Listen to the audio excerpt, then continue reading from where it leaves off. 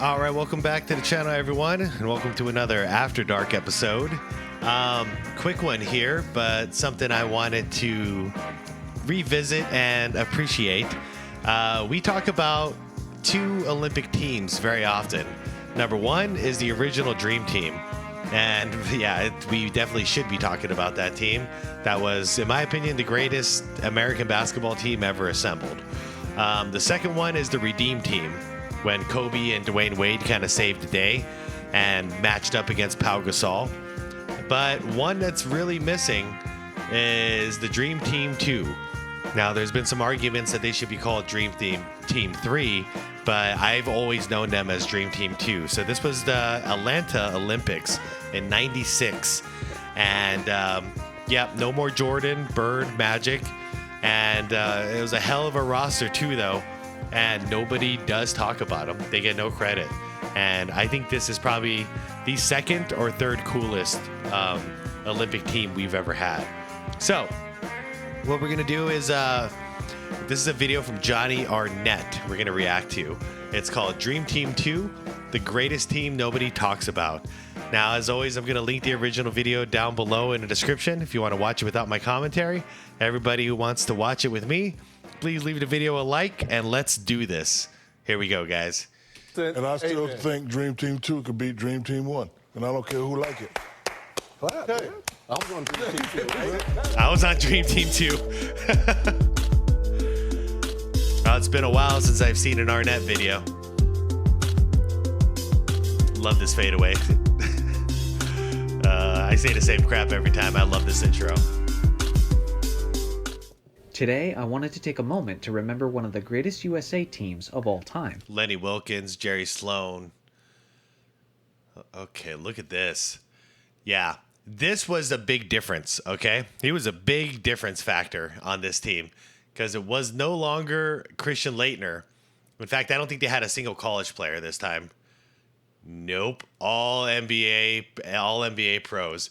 So we had Big Dog Shaq and we had Akeem on here. Penny was a cool addition as well. GP, hell yeah. They're a dominant gold medal team, but yet they're very overlooked historically. Yeah. So the question then becomes, why is the 1996 USA team so overlooked? Well, simply put, the 1992 Dream Team takes all of the attention and dominates the debates and conversation, which is understandable to an extent, because when you have a team headlined with names like Michael Jordan, Magic Johnson, and Larry Bird, naturally, they'll be the team that everyone wants to talk about when we reflect on Olympic history. With that being said, although the Dream Team has some of the greatest names from a basketball fame standpoint, I could certainly argue that the 96 team was the deeper team from top to bottom. Holy crap. I for anybody who watches Scap's channel, I just had a mind screw moment because this video is using the same exact music that Scap Attack uses in every single one of his videos. I know it sounds crazy, but listen to the guys on the 96 team. The starters were Gary Payton at the point, Reggie Miller at the 2 guard, Grant Hill at small forward, Charles Barkley at power forward, and Hakeem Olajuwon was leading at center. Yeah. Then you have the bench of Karl Malone, John Stockton, Penny Hardaway, Shaquille O'Neal, Scottie Pippen, Mitch Richmond, and David Robinson. Yeah. Absolute studs all over the roster, and there isn't even a single Christian Laettner in sight to weigh them down. No, there's literally no weakness on this team. That starting five, they could throw anybody in that starting five, and they're going to ball out. This squad, just like the other great USA teams, dominated the rest of the world with a perfect 8-0 record on their way to the gold medal. Charles Barkley was still dominant and led this team in scoring, just like he did in 1992 as well. Pretty much every crucial aspect of team basketball, this 96 team had covered. The most standout, obvious area of excellence on this team was the center position, which I can say, with complete confidence, was the strongest rotation at the center position there has ever been in any form of basketball. Yeah, this is when it was proven. Nobody in the world could guard Shaq back then. 1996, no one in the entire world could guard this guy. And Hakeem, forget about it. We already knew. Hakeem Olajuwon, Shaquille O'Neal, and David Robinson was still kicking it too in 96. Whichever of these three guys you choose to be relegated to the third string, in all likelihood, instantly becomes the greatest third stringer of all time. Yeah. Hakeem Olajuwon was 1 year removed from being back-to-back Finals MVP winner.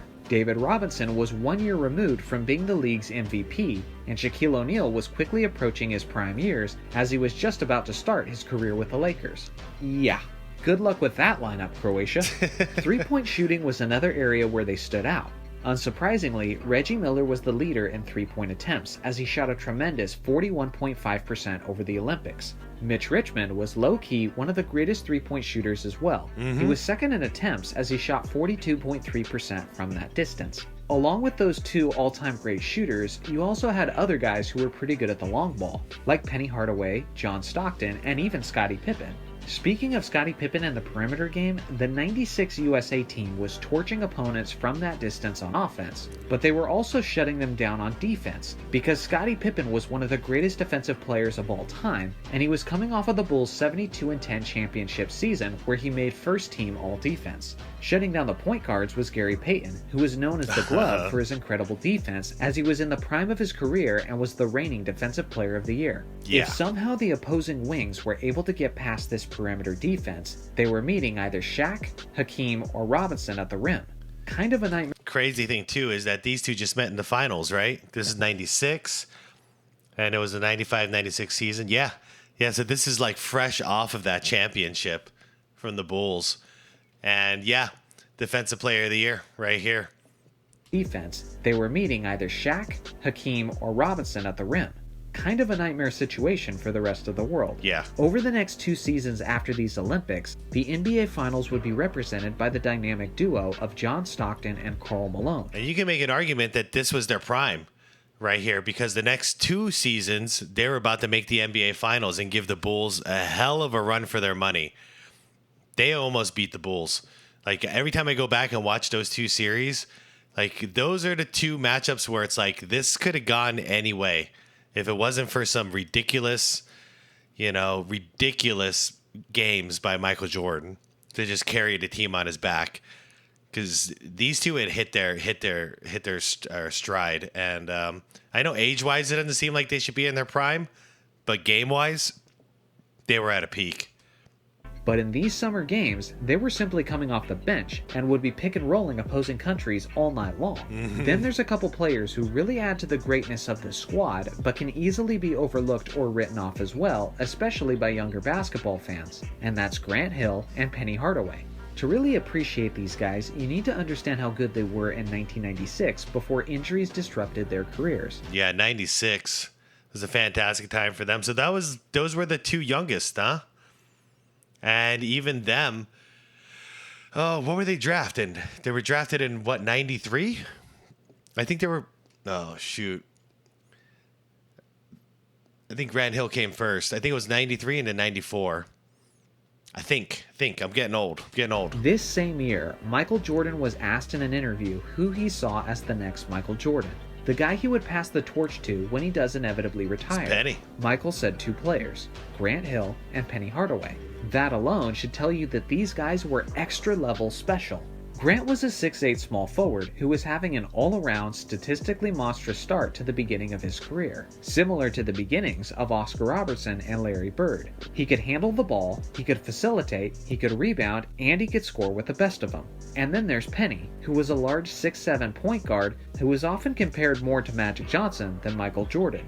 He was young, athletic, a great passer, and a 20 points per game scorer. Looking at the results of this group and the talent of the roster from top to bottom, I think you could argue that this was the greatest team of all time if just one aspect had been different: the absence of Michael Jordan. Yeah. That's it. That's the difference for most people who recognize the 92 team as the ultimate dream team. Yeah, because the original Dream Team was much older. I'm glad they did it the exact way they did it, because Larry Bird and Magic Johnson would have never gotten an opportunity to play in the Olympics. But yeah, they were a much older team, and then they had Christian Laettner instead of Shaq. So technically Dream Team 2 is a better team, but Dream Team 1 had MJ. If Jordan had been on the 96 team, in my opinion, that would have been the greatest team of all time. Agreed. I understand there's other differences between the 2 squads, like how Larry and Magic played on the 92 team in Barcelona. I won't try to downplay Magic's contribution, who had been out of the NBA for a year at that point due to his HIV retirement. but you could still tell by watching the 92 games that he was still an elite player. Bird, on the other hand, was a different situation. He barely played that many minutes that summer because his back was so jacked up at that point. So despite how great he looks in the team photos, the reality was that he didn't have a major impact on their greatness. So with the major loss of Magic Johnson from the 92 team to the 96 team, you had major additions of Gary Payton's defense and Shaquille O'Neal and Hakeem Olajuwon joining David Robinson down low. That makes up for it in my mind. Plus the 96 team was 12 All-Stars deep instead of 11. Again, if Jordan had played, I think the 96 team would have been the greatest ever. Let me know your thoughts in the comment section. Do you think this team is the second greatest USA team of all time? Yes. And do you agree that if they had Jordan, they would have been the best ever? Yes. Happy 4th, everyone. Thanks for watching as always. Make sure to like and subscribe for more NBA content, and I'll see you guys in the next video. That was a cool video. Cool. It was a quick one, but a cool breakdown about just how amazing that team was. What do you guys think? What do you guys think? Who would have won in a single game, in a single match off? Dream Team 1 or Dream Team 2? Or for any of you young guys, the Redeem Team. Which one you got? 3 very good teams.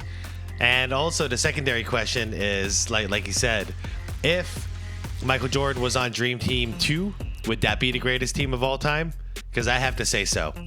If it was 4 years earlier and we got those versions of Magic and Bird, then I think that's it. And we had 88 Jordan and 88 Bird and Magic. Forget about it. That's the greatest team of all time. But that just wasn't the case. We had Magic, who was still balling out, who came out of retirement for this. Well, not out of retirement, but he was retired and played on this team. And then Larry Bird was ready to go. His back was so jacked up, so he was ready to retire. All right, everybody, let me know what you guys think. I'm going to get out of here. Hope you all have a wonderful night. Give the video a like if you enjoyed it. Subscribe to the channel if you want more content like this. And have a wonderful night. Be safe. Be good to your people. And I'll see you all in the morning, okay? All right. Peace out.